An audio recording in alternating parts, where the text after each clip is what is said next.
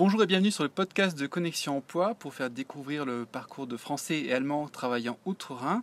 Aujourd'hui, je vous présente David Delassus, qui est créateur d'entreprise de la société A-Block et qui s'est implanté en Allemagne il y a quelques années. Bonjour David. Bonjour Jérôme. Raconte-nous un petit peu ton expérience en Allemagne. Ça a commencé par donc le fait de venir vivre et travailler en fait à Cologne. Donc, qu'est-ce qui t'a motivé de partir en Allemagne ? Alors écoute, la première chose, c'est ma femme. Uh-huh. On s'est rencontrés à Paris pendant nos études, donc ça fait très longtemps, ça fait 20 ans.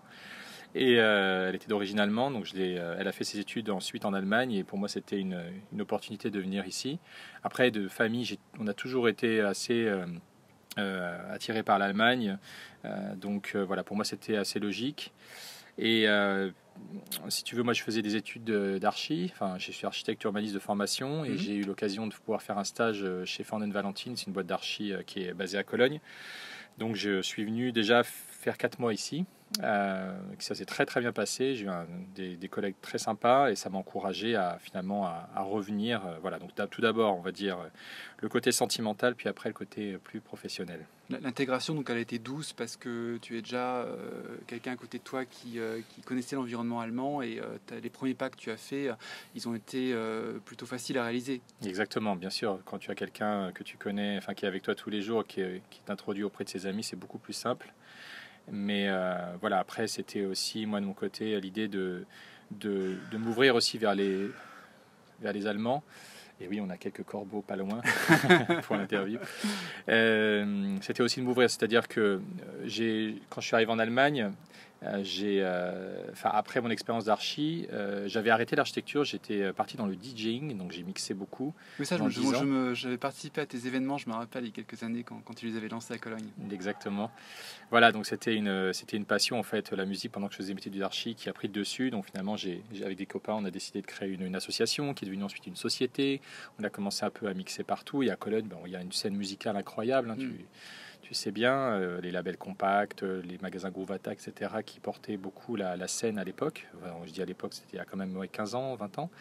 Et donc voilà, donc je suis venu ici, définitivement, enfin en tout cas, j'ai décidé de m'installer avec ma femme ici. Et oui, c'était assez facile. Après, enfin, j'étais assez proactif, c'est-à-dire que il faut pas attendre aussi que les Allemands, forcément, ils viennent vers toi. Hein, c'est comme dans n'importe quel pays, donc grâce à son réseau et puis moi grâce dans les lieux dans lesquels j'ai mixé, j'ai commencé à connaître beaucoup de monde et voilà, ça a été aussi une source d'intégration. Donc vraiment, le conseil que tu donnerais dans ton environnement à des personnes qui veulent percer, c'est avant tout penser réseau en fait. Tout à fait, voilà, faut pas rester dans sa chambre en se disant bah voilà que les gens vont venir se voir, c'est tout à fait normal. On n'a pas fait les études ici, on n'a pas les copains étudiants. C'est notamment voilà, si on n'a pas la chance d'avoir son conjoint sur place, il faut voilà, rencontrer des gens. Donc il y a les réseaux français. Moi je me suis beaucoup appuyé sur Connexion Française qui avait un super forum à l'époque.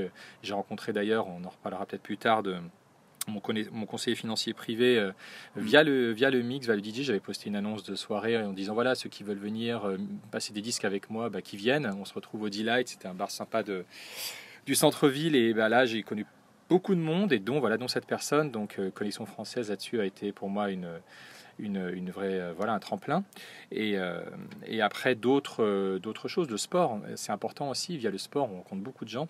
Si par exemple on est dans un club, par exemple un club de handball, de tennis, et tout de suite on va être intégré. Et puis les Allemands sont ouverts d'esprit et ils adorent les Français et donc du coup c'est pas très compliqué de se faire des copains. Donc les premiers pas ont été plutôt évidents pour toi et puis l'intégration aussi s'est faite sans souci. Voilà, social en tout cas. Après professionnel c'était autre chose, bien évidemment. Hein, il fallait rentrer dans un marché, dans un réseau, mais en tout cas socialement oui. Encore une fois, en tant que Français, les Allemands adorent les Français, ils connaissent beaucoup les Français, ils essayent dès qu'ils peuvent de parler français. En tout cas avec moi c'était le cas. Hein, je ne sais pas si c'est pareil dans toute l'Allemagne. Et voilà, sur l'aspect humain c'était vraiment pour moi très facile. Maintenant sur le côté professionnel, c'était voilà, comme n'importe qui dans n'importe quel marché, il fallait faire ses preuves, démarcher, etc. C'était différent. Parce que toi tu as créé ta boîte en fait en Allemagne aussi, tu as créé un pendant de ta société en fait en Allemagne. Voilà, en fait si tu veux, il y a 3 temps dans ma carrière pour l'instant. Il y a le premier temps d'architecte urbaniste pendant lequel j'étais pendant 3 ans. Les corbeaux sont de retour.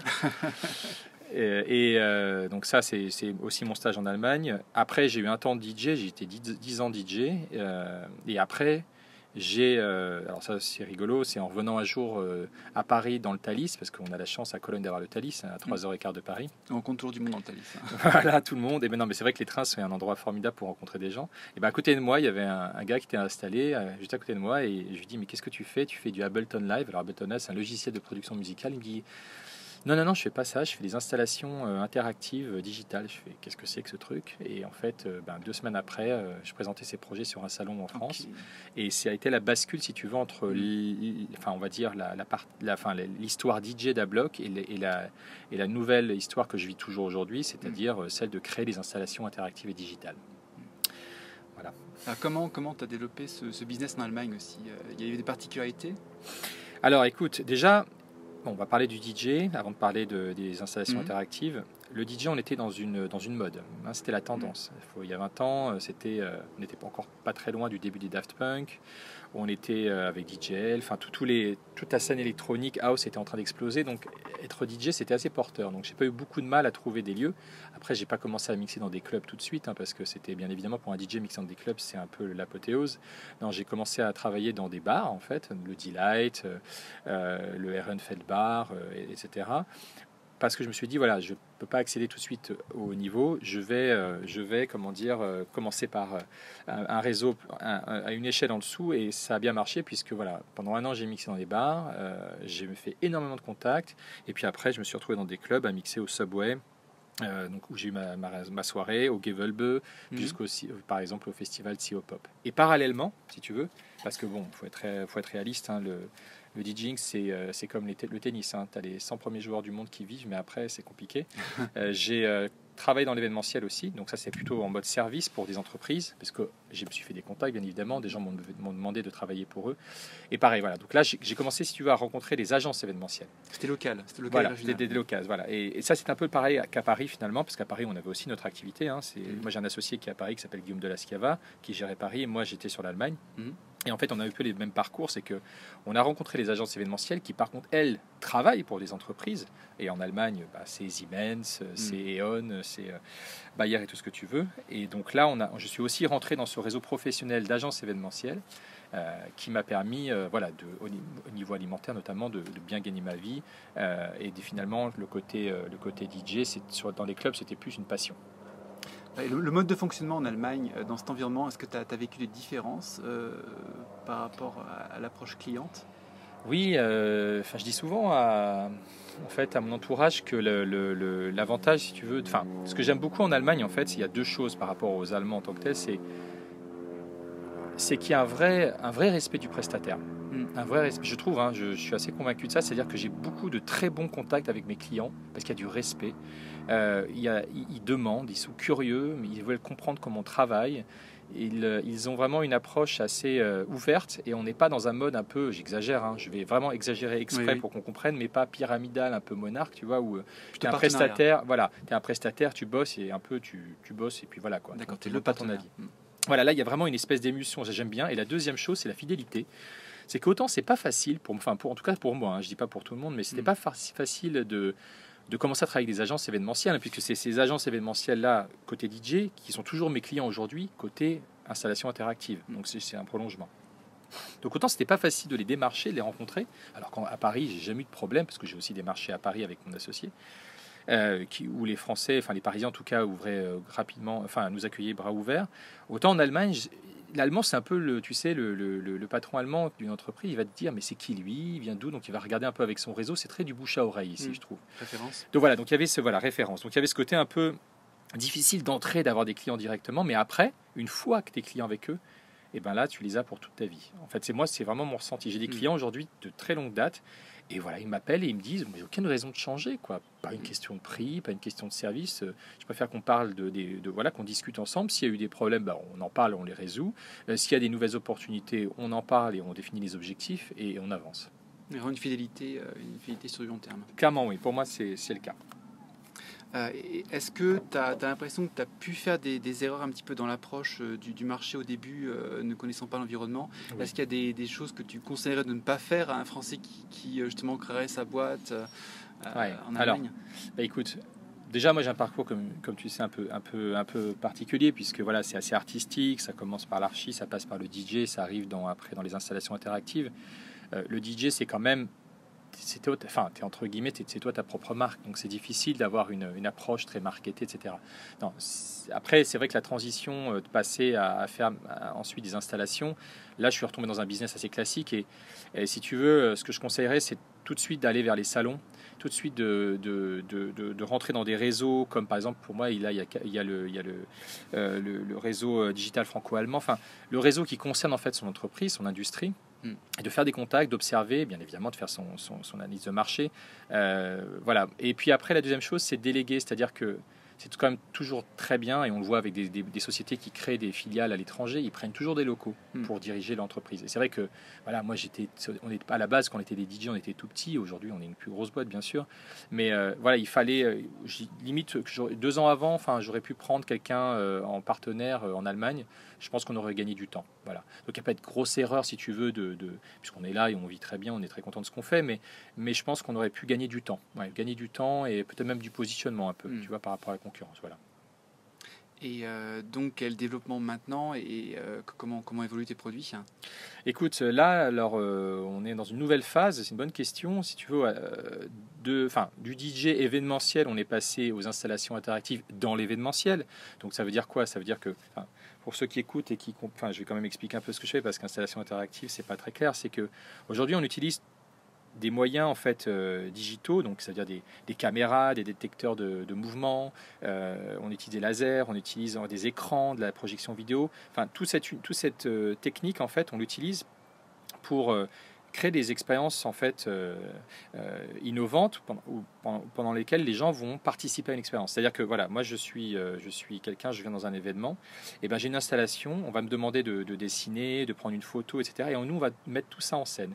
Et on va le mettre en scène après pour promouvoir un produit, pour divertir, pour fédérer les gens, pour plein de différents objectifs. Et donc si tu veux, dans l'événementiel en général, tu as des soirées, tu as des salons. Tu peux promouvoir une voiture dans un salon, tu peux faire adhérer les gens dans une soirée. Mais là, aujourd'hui, tout ça, finalement, on l'utilise aussi dans d'autres marchés. C'est-à-dire, par exemple, là, on travaille avec AIDA. On leur fournit une installation interactive pérenne. Et donc là, c'est pour les enfants. C'est pour animer les enfants. Pendant les croisières, il y aura des workshops d'enfants où les gamins vont dessiner, vont colorier, en fait, des vaisseaux spatials, etc. Puis, en fait, ils vont les scanner. Et tout ça, à l'écran, ça va s'animer. Et ça va raconter une histoire. Autre chose, on a travaillé dans un musée où là, par exemple, on a plus une approche pédagogique. On a fait une installation qui s'appelle Spirit of Autumn. L'idée, c'est de plonger les gens dans le monde de l'automne, mais un monde digital. Donc, ils vont eux-mêmes créer les feuilles d'automne, interagir avec, créer l'orage, la pluie, etc. Donc voilà, c'est un peu ça qu'on fait. Donc oui, là, on a un vrai basculement, si tu veux. C'est qu'on arrive à une certaine maturité et finalement l'événementiel, c'est un peu notre terrain de jeu, d'expérimentation. Et là, maintenant, on va vers les musées, on va vers le retail, les centres commerciaux, etc. Et on va aussi vers les parcs d'attractions. D'accord. Donc il y a de belles perspectives pour ta société Ablock. Donc il suffit de voir concrètement, j'étais sur votre site tout à l'heure, ablock.cc.com. a-blok.com. D'accord, donc je vous invite à regarder un petit peu tous ces produits innovants, parce qu'on est vraiment au cœur de l'innovation avec David. Et aujourd'hui, comment tu te projettes en Allemagne au niveau du quotidien, comment tu arrives en Allemagne? Est-ce que tu as eu un choc culturel qui s'est estompé au fur et à mesure, ou alors est-ce que ça s'est fait, l'intégration s'est faite vraiment légèrement, sans vraiment noter de différences interculturelles? Non, ça s'est fait légèrement. On n'est pas non plus si différent que ça. On a bien sûr qu'au niveau nourriture, moi j'aime bien cuisiner, donc du coup il y a toujours les bons plats français. Mais j'adore. Enfin voilà, la culture allemande est très facile d'accès. Ils sont très fans de sport aussi, donc comme on aime ça, on s'intègre. Enfin, on vit des belles choses avec eux. J'ai pas vraiment. Ça s'est fait en douceur. Tu vis entre Paris et Cologne, mais tu as toujours un pied quelque part dans les deux pays, je crois. Alors oui, jusqu'à la naissance de ma fille il y a 5 ans, où là j'ai vraiment ralenti la cadence. Donc là je suis plus colonnais et je rentre une fois tous les trimestres à Paris, pas plus. D'accord. Donc là au niveau je dirais intégration en Allemagne, tu as passé une étape assez importante. Voilà. Est-ce qu'il y a des conseils supplémentaires que tu donnerais à des Français pour travailler ou pour s'implanter en fait en Allemagne? Écoute, Je peux peut-être parler de mes réseaux. Ouais, vas-y. Parce que, enfin, mine de rien, c'est quand même. Là, aujourd'hui, j'ai trouvé un bon équilibre en termes de réseau, c'est-à-dire que, notamment dans ceux qui cherchent dans l'artistique, il y a Das Auge, c'est un très très bon réseau national en fait, pour tout designer, modeler 3D, animateur, motion designer, enfin toute cette branche-là peut aller créer un profil en ligne et assez rapidement trouver du travail en freelance ou même des CDI à terme. Moi, je recrute là en fait mes équipes de freelance. Après, il y a Eurojob, ça c'est pour le côté français. Donc là, c'est si par exemple moi, voilà, je cherche un chef de projet franco-allemand, j'irai poster mon annonce là, que ce soit un stage ou une offre d'emploi. Après, il y a les écoles directement, il ne faut pas sous-estimer ça, ils ont des bons réseaux. Là, j'ai trouvé par exemple ma graphiste sur l'école de KISD, c'est l'école internationale de design à Cologne. Voilà, c'est les choses à faire. Et puis après, après il y a tout ce qui est VIE, bien évidemment. Hein. Donc ça, mais ça, c'est plus de l'autre côté, quoi. D'accord. Voilà. Très bien, je te remercie David pour tous ces conseils et j'invite tout le monde à rendre visite aussi de David et puis aussi écouter un petit peu sa musique de DJ, parce que je crois que tu es encore actif et tu as pas mal de musique. Hein. J'ai encore un SoundCloud sous le nom de Saint-Gilles, mais je ne sais pas si tout est encore dessus. D'accord, je posterai un lien vers ta musique. Je suis à la retraite maintenant. Okay. Merci Jérôme. Merci David, au revoir. Au revoir.